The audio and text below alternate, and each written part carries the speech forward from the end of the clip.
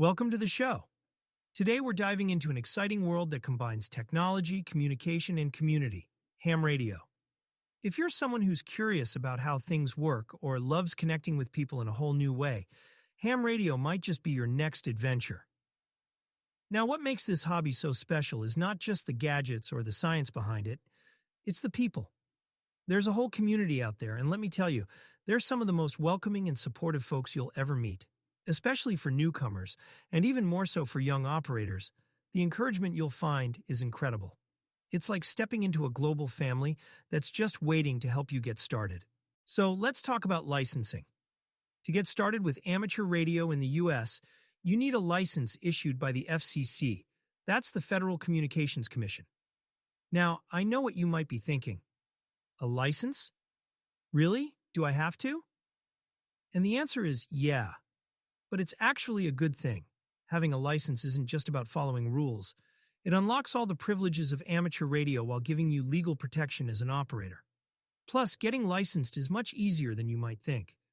There are 3 levels of amateur radio licenses: technician, general, and extra. Each one adds a bit more complexity and expands what you're allowed to do. But here's the cool part.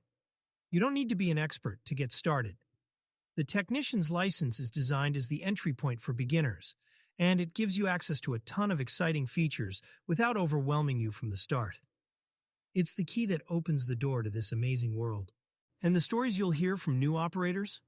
Oh, they're always inspiring.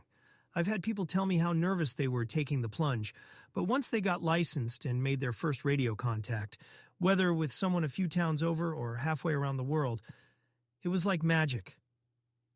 I still remember my first contact. It's a thrill you don't forget. And you can have that experience too, sooner than you think. All right, so let's get into the nuts and bolts of the technician's license exam. First off, it's a 35-question multiple-choice test. That's it. No essays, no curveballs, just straightforward questions. And out of those 35, you only need to score 26 correct to pass. That's about 74%. Manageable, right? Now, here's how it works. The questions come from a pool of about 400. Don't worry, though, you don't need to know all 400 by heart. These questions are divided into 10 main categories, and they're all about the fundamentals you'll need to operate safely and effectively as a ham radio operator. For example, you'll find stuff about basic radio principles, like how signals travel and interact with the environment, kind of like how your favorite playlist sounds clearer in some spots and fuzzy in others. There's also a section on safety protocols, which, let's be honest, is super important when working with electronics. And it doesn't stop there. You'll get into operating rules, procedures, and some really cool things like how to communicate with space stations. Yeah, you heard me right. Astronauts on the International Space Station. How amazing is that? The best part is the entire question pool is public, which means you can literally see every possible question in advance. This makes studying so much more efficient because, well, you already know what to expect. It's like having the answers to the test. Almost. Now let's talk study strategies. Not everyone learns the same way, right? If you're someone who prefers having everything laid out in one solid resource, a good choice is the ARL Ham Radio License Manual.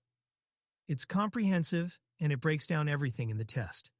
But if you're more into interactive tools, there are some fantastic websites like hamstudy.org or hamradioprep.com. These sites offer features like flashcards, practice exams, and even progress tracking, perfect for helping you identify where you might need a bit more practice. And if mobile learning is more your pace, there are apps designed specifically for the technician's license exam. Apps like Ham Radio Exam for iOS or Android let you study anytime, anywhere, whether you're sitting on a bus, waiting for class, or just relaxing at home. It's all about finding the method that clicks for you. One more tip? Start with a practice test. It's the easiest way to gauge where you're at and figure out which areas need the most work. Then, focus your study time on those topics. Trust me, it's a lot more efficient than trying to tackle everything at once. All right. You've done the studying, you've taken the practice tests, and now you're ready for the big day, test day. So let's walk through what you can expect step by step to make it a breeze. First things first, you've got to find a test session. Now, most local ham radio clubs host these regularly, and a quick search on arl.org will point you to ones near you. Some clubs even offer online test sessions, which, let's be honest, can be super convenient. No driving, no getting stuck in traffic, just you, your computer, and maybe a cup of hot cocoa. But for these online tests, you'll need a working webcam, a quiet space, and a stable internet connection. The test itself usually costs about $15, though some clubs cut deals for students or first-timers. And here's the cool part. The vibe at these sessions? It's chill. I've been to plenty over the years, and the examiners are always friendly and helpful. You're not going to feel like you're under some spotlight. Just take your time, stay calm, and remember, you only need 26 out of 35 correct. 74%, that's it. So you've aced it. Congrats. What's next? Well, once you pass, the FCC will issue you a unique call sign in about a week. And let me tell you, seeing your shiny new call sign for the first time, it's such an adrenaline rush.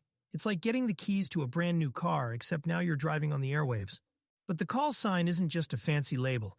It's your ticket into a whole world of communication. You can start making contacts with people across the country, across the world, or even, yes, even with astronauts aboard the International Space Station. It's wild how connected you can get, all thanks to that little piece of paper saying you're licensed. But there's more to this than just having fun on the airwaves. Ham radio operators have stepped up in major ways during emergencies. I'll give you an example. Back in 2017, during Hurricane Maria, which hit Puerto Rico hard, local communication systems were completely wiped out. No cell service, nothing. Ham radio operators jumped in, and in some cases, they were literally the only source of information coming in or out of certain towns. Imagine being that key connection, the one helping to get families reunited or coordinating relief efforts. That's the power of this hobby. It's not just about talking to people, it's about making a difference. So, if you've been thinking about dipping your toes into the ham radio world, my advice? Go all in.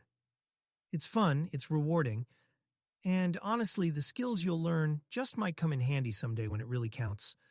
Who knows, maybe you'll be the one to save the day. And with that, we wrap up today's episode. I hope you feel ready and excited to take this next step.